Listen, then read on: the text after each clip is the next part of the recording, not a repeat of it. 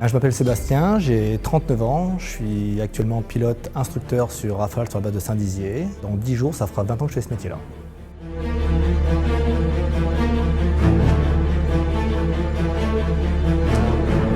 Je suis le sergent Cyril, je suis mécanicien équipement de vol sur Rafale, sur la base aérienne de Saint-Dizier.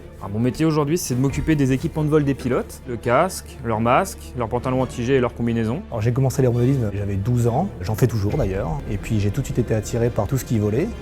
Et je trouvais que l'aéromodellisme, c'était un moyen de concrétiser, un petit peu de toucher du doigt ce qui volait, pouvoir déjà commencer un petit peu à avoir le contrôle dans les airs. Je savais que je ne pouvais pas monter dans un avion de suite, donc ça a été une attirance d'aller faire de l'aéromodellisme.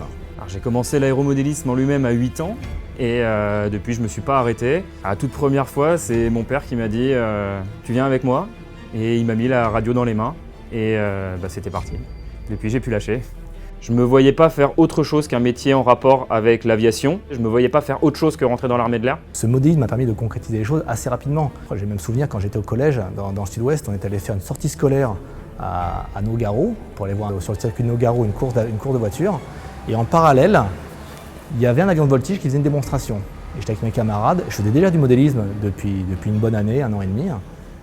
Et lorsqu'on a vu cet avion de voltige faire sa démonstration, je me rappelle leur avoir dit dans 10 ans, je fais la même chose.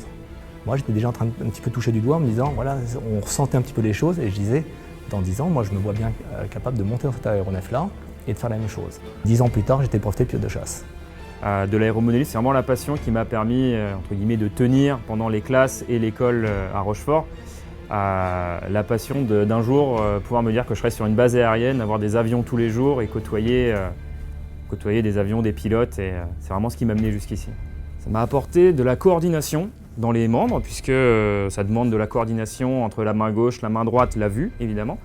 Ça m'a apporté aussi du contact humain avec des gens qui n'étaient pas du tout de mon âge, puisque les pratiquants d'aéromodélisme ne sont pas forcément aussi jeunes. Et je dirais que ça m'a apporté aussi cette passion de vouloir continuer dans l'aviation. Ça m'a aidé à être rigoureux dans le travail, dans ce que je fais. Dans la voltige, il faut savoir être rigoureux, faire des figures droites, c'est pareil au travail. Je suis super fier de ce que j'ai dans les mains. Je suis super fier, c'est le casque du présentateur Rafale Solo Display, c'est un kiff. Voilà. Est-ce que l'aéromodellisme contribue à amener vers les métiers de l'aéronautique? Je pense que oui. Est-ce que c'est une obligation? Non. Moi, j'ai plein de camarades dans mon travail qui n'ont jamais fait d'aéromodélisme. En revanche, ça tisse un lien et ça permet aux jeunes de se dire finalement, mon truc, c'est pas une utopie. Et en fait, on a toujours un petit leitmotiv, c'est de se dire je vais y arriver.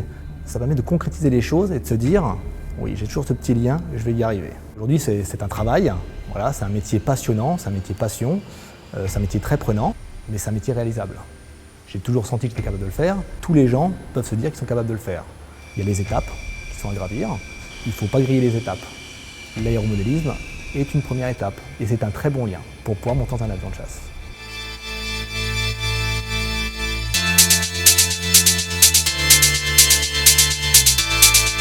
Alors, ce modèle, c'est une Funjet 1. C'est un des premiers modèles de Funjet qui est sorti. C'est un modèle de vitesse surtout, c'est pas fait pour être précis ou rigoureux, c'est fait pour aller vite. C'est un avion qui peut avoir des pointes à 300 km/h s'il est bien motorisé et bien piloté. C'est mon univers, c'est l'aviation, l'aéronautique, c'est mon univers, les modèles réduits comme les grands. C'est une passion qui est géniale, qui va beaucoup apporter, surtout quand on est jeune. Et, que ce soit relations humaines, que ce soit technique, que ce soit simplement pour s'amuser le week-end, ça peut apporter énormément.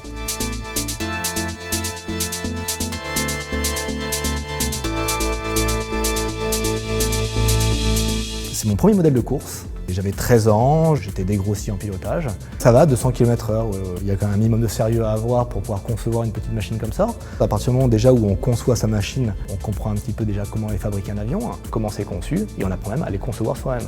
Alors quand j'ai ça entre les mains et que je vois l'avion derrière, qu'est-ce que ça me fait? Ça me fait presque 30 ans déjà de plus. Ça me fait dire qu'en fait, à partir du moment où on voit un enfant avec un modèle comme ça dans les mains, et il peut se dire que plus tard, il finira à l'intérieur du gros modèle.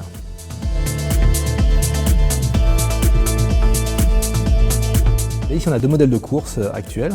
Je fais toujours de la compétition avec ces modèles-là. On a beau être professionnel dans l'aéronautique, on n'est pas toujours rassasié, et puis faire de la compétition avec ces modèles-là est toujours attrayant. Donc là ici j'ai un F3D, c'est un modèle de compétition sur lequel on travaille beaucoup de choses. C'est une fabrication presque maison, hein, c'est parti d'un modèle qui est existant. Et on a un petit moteur de 6,5 cm3 sur lequel on travaille beaucoup de choses au niveau mécanique. On travaille l'hélice, on travaille des choses comme ça, et ça vole à 350 km/h, 360 km/h pour les plus rapides. Et le jaune, c'est une catégorie un petit peu plus accessible qui vole quasiment aussi vite, et très pratiquée aux États-Unis, mais aussi en Europe. Et c'est des modèles qui volent à 320-330 km/h. Quand je pilote ça, c'est du loisir, je m'amuse. Lorsque je pilote le Rafale, je travaille.